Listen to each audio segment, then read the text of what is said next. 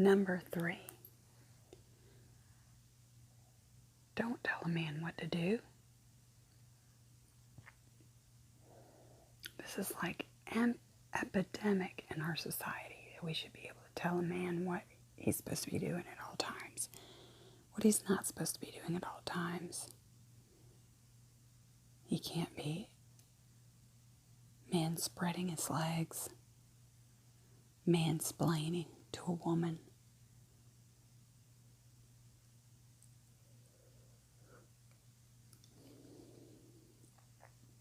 He can't open doors,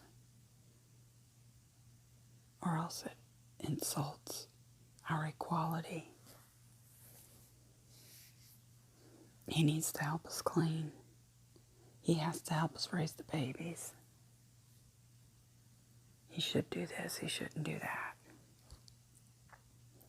Along with referring back to rule number 1, telling a man what to do is also out of divine design. If we, as women, are the passive, the acted upon, then we're really good at being surprised.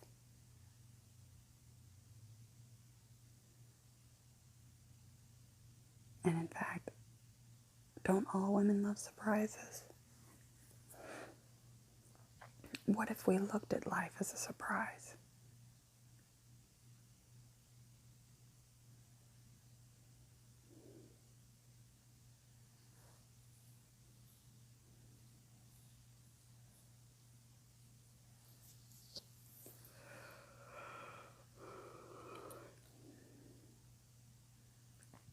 Equality. Oh no. My eye just got stuck up in my head when I rolled my eyes so far that they got stuck.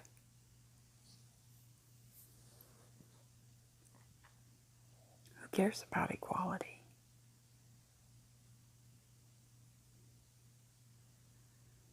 When we weren't equal, women were placed on pedestals, like a queen. That's where I would rather be, rather than side by side like a unisex soldier in the great war for bland and boring, safe, practical, responsible,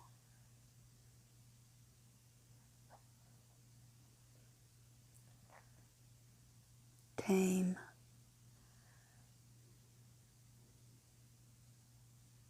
And in fact, that is exactly what we ask of our men when we instruct them at all points. We're requiring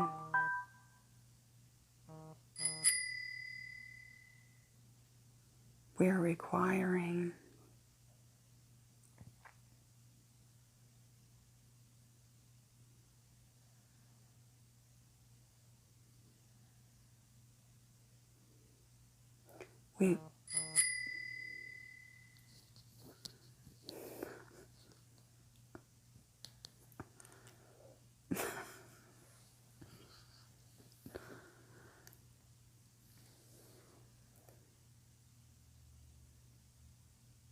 we require complete control, and in doing so, we tame them completely.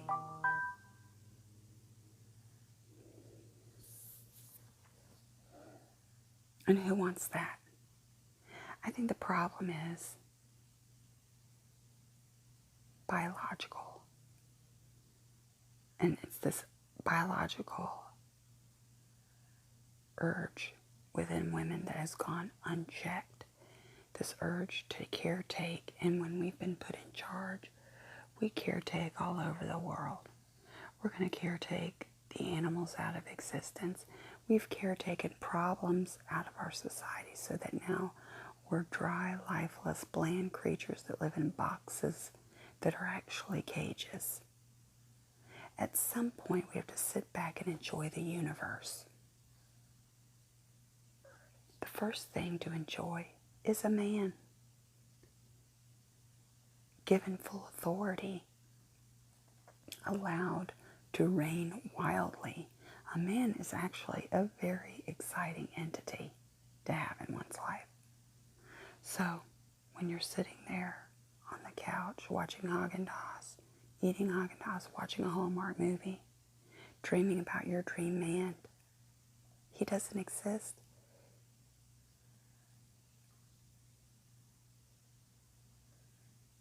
You're dreaming about something a woman invented that isn't real. And while our entire society rolls forth as if this goal is attainable, the super handsome buff man who opens doors and allows you to be the breadwinner while he takes care of the kids, but not too much so that he takes away your ability to mother. It absolutely does not exist. And what is going on with you now is you are hiding from life. And you can live this way for the rest of your life.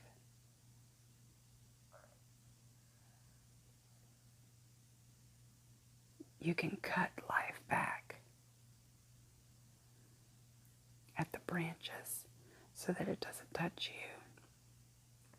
But you will have never really lived.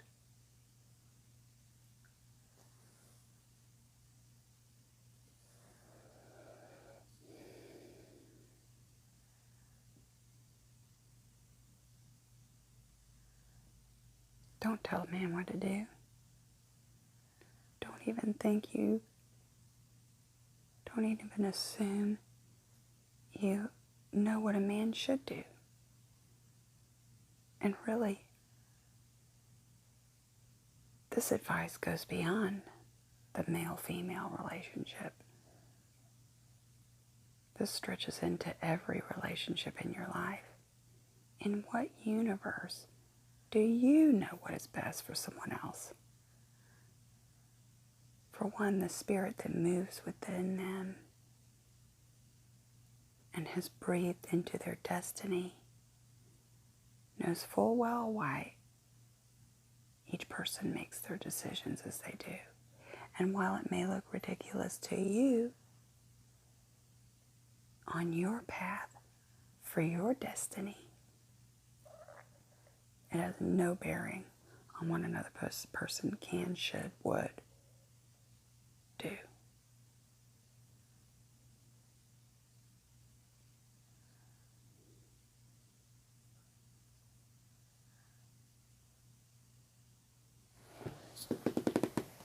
Let's see, that was number 3. Don't tell a man what to do.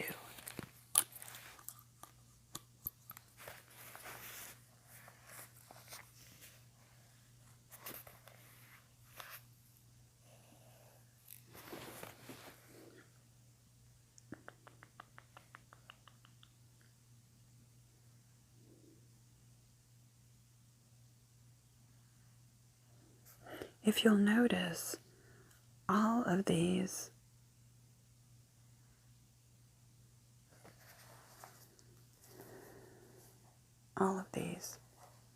suggestions, rules for getting a man are passive in nature.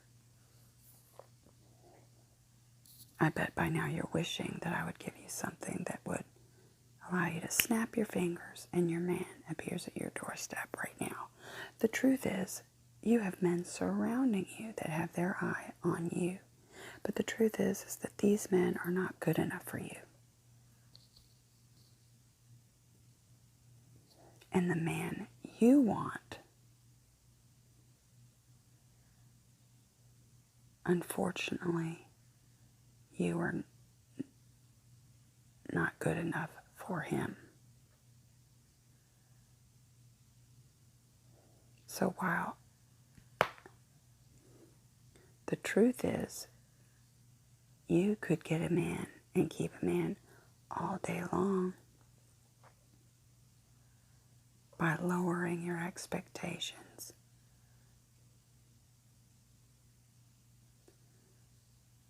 Lowering your standards.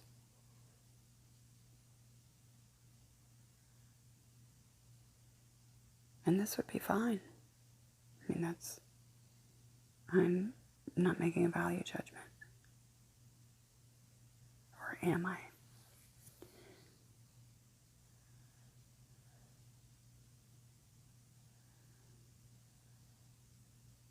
I know the man you want is the dynamic man who wants to chase you for the rest of your life.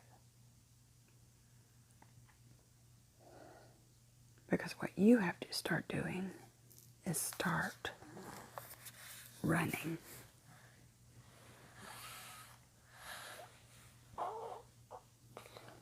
And I don't mean this literally, where you put on your jogging clothes and go run around the block. Personally, as a dancer, nature lover, hiker, cook, jogging is about the most boring thing I could ever imagine. What I'm speaking of is the metaphorical running so that the man can catch you. If the man does not chase you, I'm sorry, ladies, he doesn't want you. And this is a hard fact for our feminine pride to accept. And I predict you will spend a good portion of your life wasting time to catch a man who is not interested or good for you.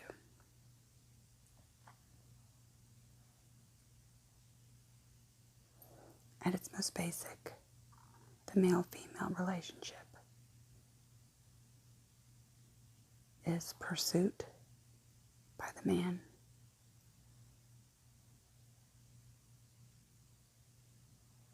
and relinquishing by the female.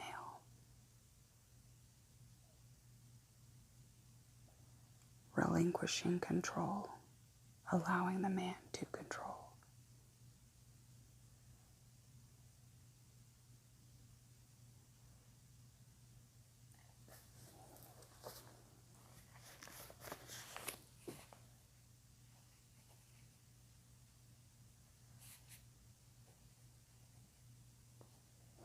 And what I mean by this is that we don't.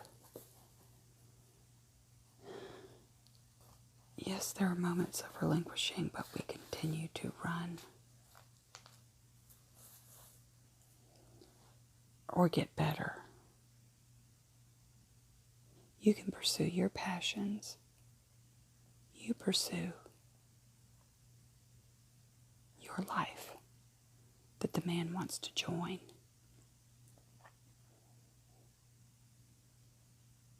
Because the man joins your life. The way your food tastes, the mood of the environment that you set.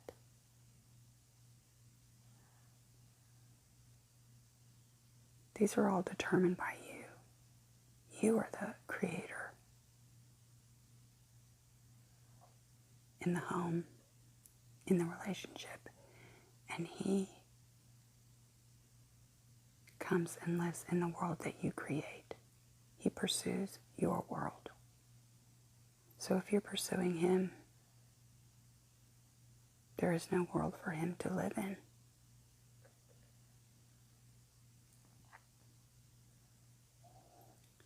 Take, for instance,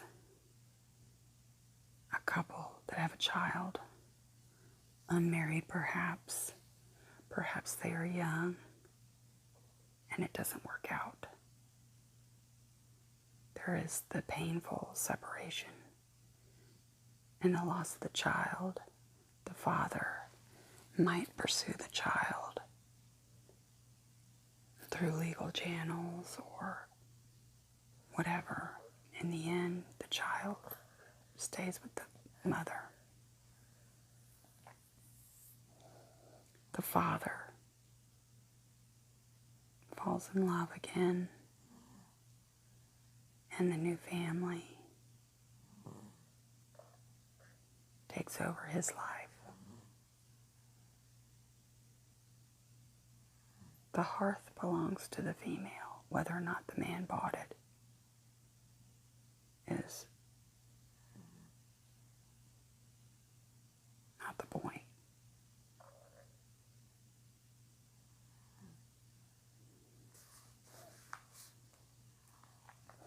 So when I say run, you run towards this dream of what you're creating. You're always creating your environment. And the man pursues you. This includes things like number 4, getting a hobby or passion.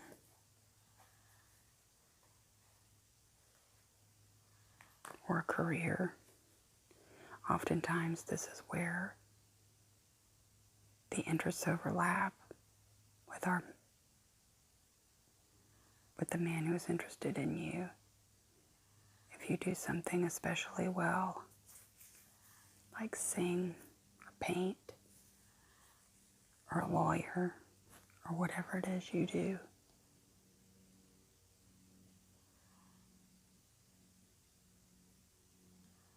you become an asset to the man in that talent.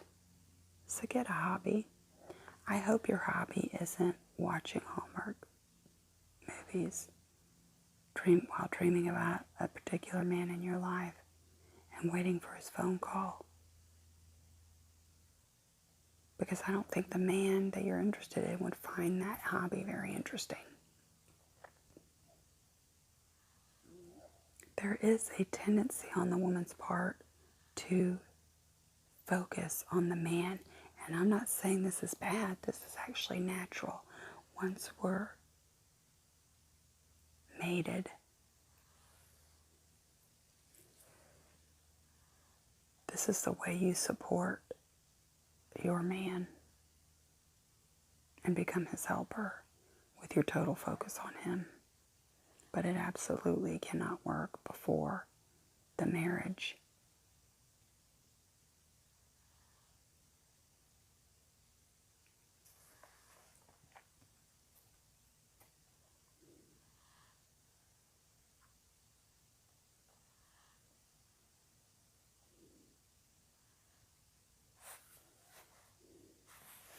Number 5. And I'm going to say this as bluntly as possible because I don't feel we need to be beating around the bush. You want a man? No, really. Do you want a man? Can I be frank?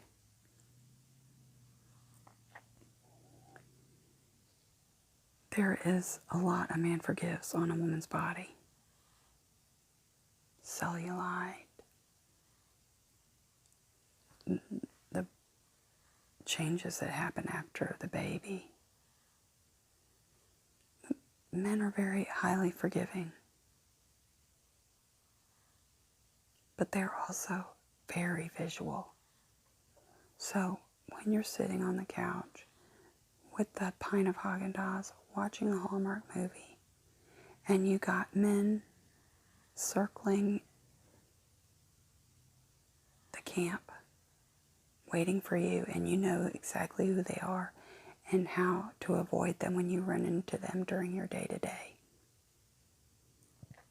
Before you get caught up in their long conversations and disentangle yourself from their uncomfortable and clunky come-ons.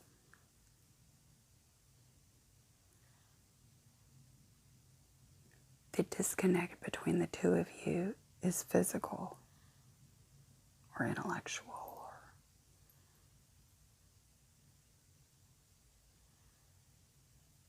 ideological, possibly. You don't want just any man.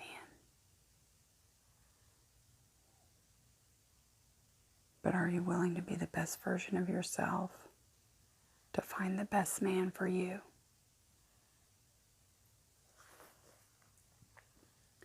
Number 5, lose weight.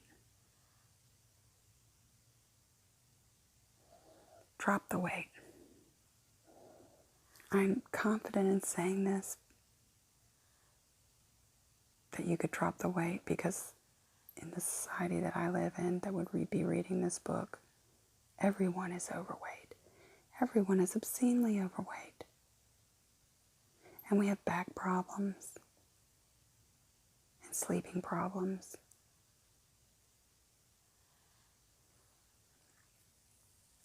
I am guilty of it. I allowed myself 10 years of overweightness because of alcohol and bread. Was I happy in that weight? I had migraines all the time and no energy.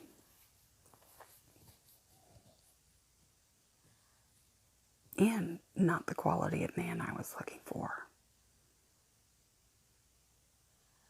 So, I'm not being judgmental when I say this. I'm being a friend. You can waste your life here thinking that your life is about food or being comfortable or controlling your environment by what you put in your mouth.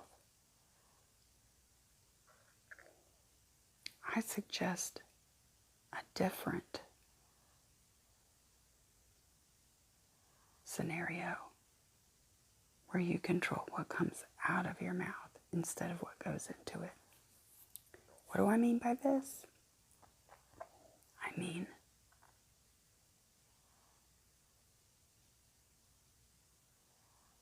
watch your words. Watch what you're saying.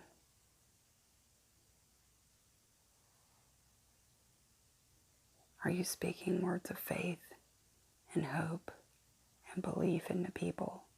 Are you speaking words of faith, belief, and hope about yourself?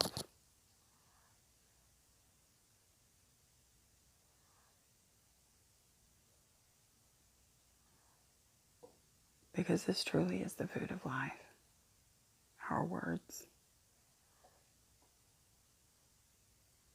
And if you follow your words, you find your destiny there. Always just out of reach, but clearly in a direction that we can follow.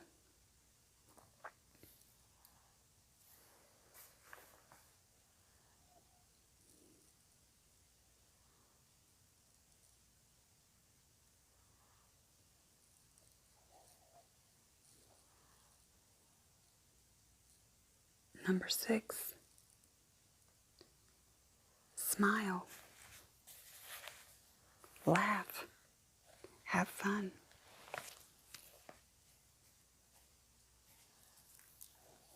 It changes your face. Not only changes your face, it changes your demeanor, it changes your environment.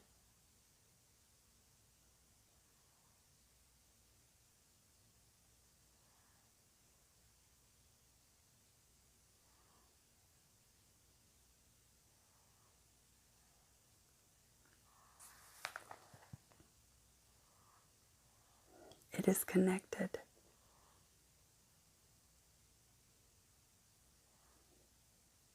to dancing. It is connected to not telling people what to do.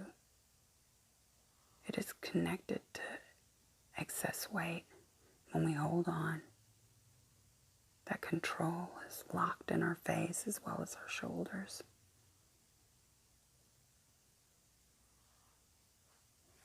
It's hard to let it go because our mind holds on to it and feels that we need to hold everything to us. If we can open up and let go, open your hands. Drop the weight. Drop the control. Drop the worry.